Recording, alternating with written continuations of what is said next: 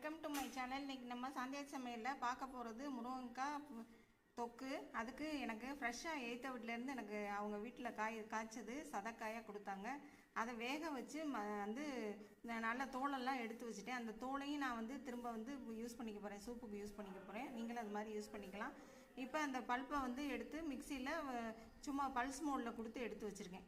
அப்புறம் தக்காளி, வெங்காயம், 2 தக்காளி, ஒரு பெரிய வெங்காயம் அதையும் வேக வச்சு மிக்சியில் போட்டு வலுவலுன்னு அரைச்சி வச்சுருக்கேன். காஷ்மீரி மிளகாய்த்தூள், மஞ்சத்தூள், சீரகத்தூள், பெருங்காயத்தூள், கடலெண்ணெய் எடுத்து வச்சுருக்கேன். நீங்கள் நல்லெண்ணெய் எடுத்துக்கோங்க, எனக்கு நல்லெண்ணெய் ஒத்துக்காது, அதனால் நான் கடலெண்ணெய் எடுத்து வச்சுருக்கேன்.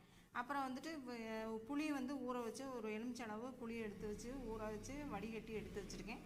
அப்புறம் உப்பு தேவையான அளவு. அப்புறம் தாளிக்கிறதுக்கு கடுகு மட்டும் போட்டு தாளிச்சுக்குங்க. இறக்கும் போது வெந்தயமும் கடுகும் வறுத்து அதை பொடி பண்ணி வச்சுருக்கேன். அப்புறம் வெள்ளைத்தூள், வெள்ளை வந்து ஆப்ஷன் தான். அப்புறம் வெள்ளைப்பூடு, இதை வந்து 1-2 நசுக்கி வச்சுருக்கேன். வந்துட்டு வாங்க இப்போ வீடியோ பொருட்களை போய் நம்ம இப்போ எப்படி செய்யலான்னு இப்போ வந்து பார்க்கலாம். இப்போ எண்ணெய் நல்லா காஞ்சிருச்சு. இப்போ வந்து கடுகை போட்டு தாளிச்சுக்கலாம். இப்போ நம்ம இடித்து வச்சுருக்க வெள்ளைப்பூடு வந்து அரை இதுவாக நல்லா வெந்துருச்சு. இப்போ நம்ம அடித்து வச்சுருக்க தக்காளி, வெங்காயம் விழுது. இப்போ இதை வந்து நான் மூடி போட்டு வச்சுருக்கேன், ஏன்னா தெரிக்கும், அதனால் இதை வந்து மூடி போட்டு கொஞ்சம் நல்லா வேகட்டும். இப்போ பாருங்கள், நல்லா தக்காளி வெந்துருச்சு, வெள்ளைப்பூடும் நல்லா வெந்துருச்சு, எண்ணெய் பிரிஞ்சு வர ஆரம்பிச்சிருச்சு. இந்த ஸ்டேஜில் நம்ம தேவையான அளவு உப்பு போட்டுக்கலாம், அது மாதிரி தேவையான அளவு பெருங்காயம் போட்டுக்கலாம். இப்போ நம்ம அடித்து வச்சுருக்க அந்த ஒன்றும் பாதியமாக விழுது அடித்து வச்சுருக்கோம், முருங்கைக்காய் விழுது, அதையும் போட்டு நல்லா கிண்டிக்கலாம். இப்போ இது கூடவே காஷ்மீரி மிளகாய்த்தூள், சீரகத்தூள், மஞ்சத்தூள் 3 போட்டிருக்கேன். இதையும் போட்டு நல்லா கிண்டிக்கலாம்.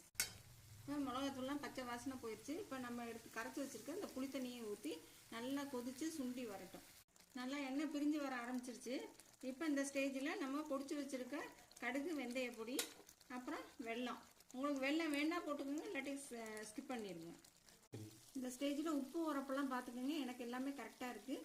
இப்போ எண்ணெயும் நல்லா பிரிஞ்சு வந்துருச்சு, நல்லா வெல்லமெல்லாம் கரைஞ்சிருச்சு. இப்போ அதை டிஸ்பிளேயில் வச்சுட்டு காமிக்கிறேன். இப்போ நம்மளுடைய முருங்கைக்காய் தொக்கு சூப்பராக ரெடி ஆயிடுச்சு. எல்லோரும் கண்டிப்பாக செஞ்சு பார்த்துட்டு எனக்கு கமெண்ட்ஸில் சொல்லுங்கள். அப்புறம் இது வந்து இட்லி, தோசை, பூரி, சப்பாத்தி எல்லாத்துக்கும் ரொம்ப நல்லாயிருக்கு. தயிர் சாதம், சாம்பார் சாதம் அவ்வளோக்கும் தொட்டுக்கலாம். எல்லோரும் கண்டிப்பாக செஞ்சு பார்த்துட்டு எனக்கு இந்த சீசனில் செஞ்சு பார்த்துருங்க. செஞ்சு பார்த்துட்டு எனக்கு கமெண்ட்ஸில் சொல்லுங்கள். தேங்க்யூ.